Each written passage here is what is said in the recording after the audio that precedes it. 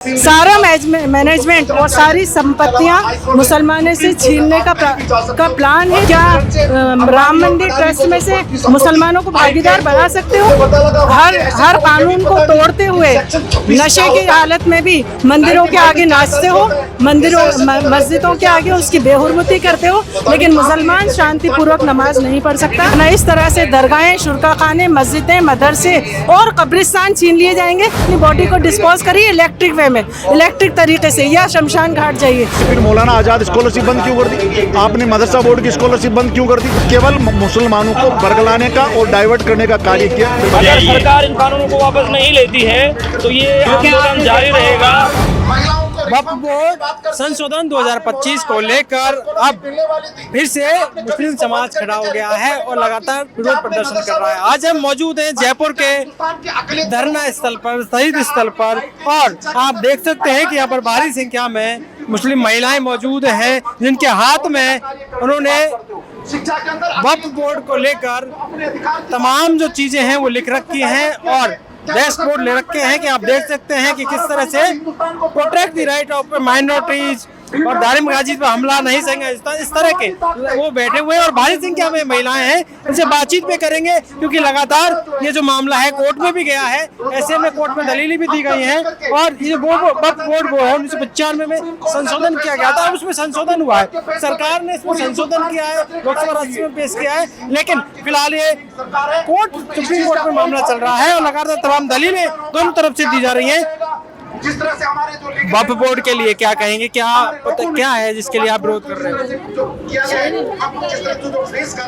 आपको पता है क्या वक्फ बोर्ड के बारे में? वक्फ बोर्ड के बारे में क्या? हम तमाम लोग अंदर से आप आए तो पता होगा। हमारा हक है, हमारा हक है। अच्छा, तो बहुत सारे महिलाएं हैं जिनको, बहुत सारे लोग महिलाएं भी यहाँ पे हैं जिनको पता भी नहीं है, लेकिन कई ऐसी महिलाएं उनसे बातचीत भी करते हैं कि किस तरह से। एक बार क्या कहेंगे वक्फ बोर्ड को लेकर लगातार आप विरोध प्रदर्शन कर रहे हैं, सुप्रीम कोर्ट में भी मामला चल रहा है। इधर घुमाओ जो हमारे खवातीन की तादाद वर्तमान के रेवेन्यू में काम करने वाले तहसीलदार से लेकर वक्फ बोर्ड को लेकर लगातार आप विरोध प्रदर्शन कर रहे हैं, सुप्रीम कोर्ट में भी मामला चल रहा है।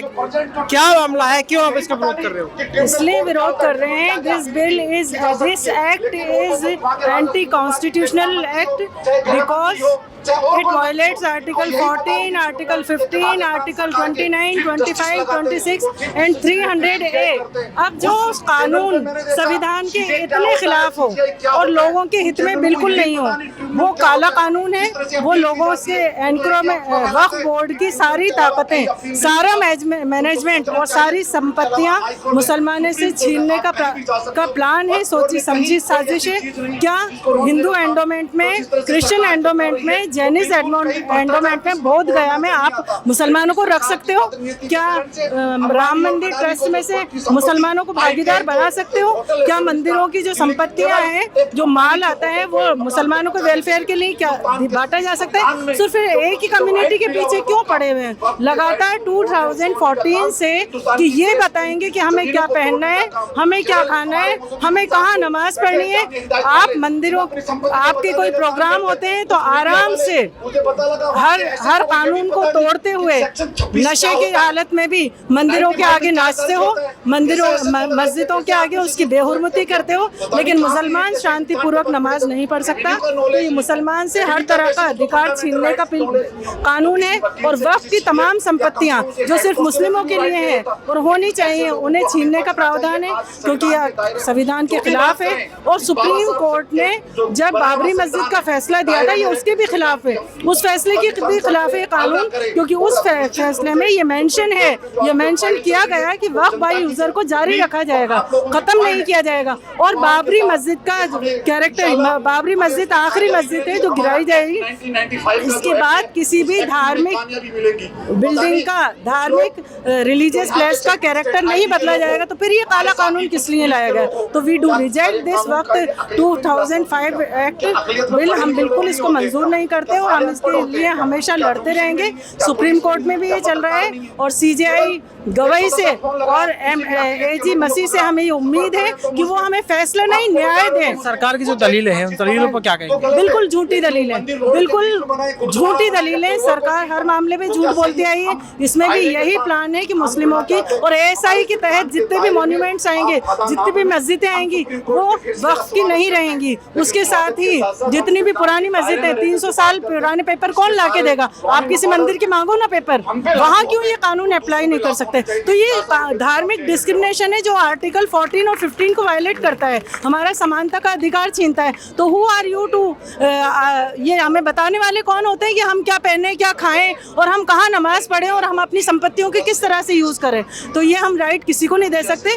वक्फ हमारा है, हमारा रहेगा, वरना इस तरह से दरगाहें, शुरका खाने, मस्जिदें, मदरसे और कब्रिस्तान छीन लिए जाएंगे। फिर बाद में कहा जाएगा आप अपनी बॉडी को डिस्पोज करिए इलेक्ट्रिक वे में, इलेक्ट्रिक तरीके से, या शमशान घाट जाइए। क्या कोई हिंदू ये एक्सेप्ट करेगा ये चीज़ें? तो इसलिए हम इस काले कानून के विरोध में, ये सारी महिलाओं की तरफ आप कैमरा घुमाइए, ये सब यहाँ गर्मी, भूख, प्यास बर्दाश्त कर रही हैं। आपने मजबूर किया है ये भूख, प्यास और बच्चों को लेके और गर्मी बर्दाश्त करने पे कि हम इसके लिए लड़ रहे हैं और लड़ते रहेंगे जब तक कि ये कानून रद्द नहीं होगा। सुप्रीम कोर्ट को आर्टिकल 142 संविधान का सुप्रीम कोर्ट को ये शक्ति देता है कि वो सुप्रीम कोर्ट को ये शक्ति देता है कि वो काले कानून बनाए जाएं जनता के विरोध में, तो उसे ख़त्म कर दे। ठीक है, और भी महिला हमारे साथ है। क्या ऐसे इस कानून में, अमेंडमेंट में क्या चीज़ें ऐसी हैं जो आप बताएंगे कि ये चीज़ें जो हैं बड़ी ऐसी हैं जिनके लिए आपके अंदर आपके अधिकारों के खिलाफ हैं? देखिए, ये वक्फ जो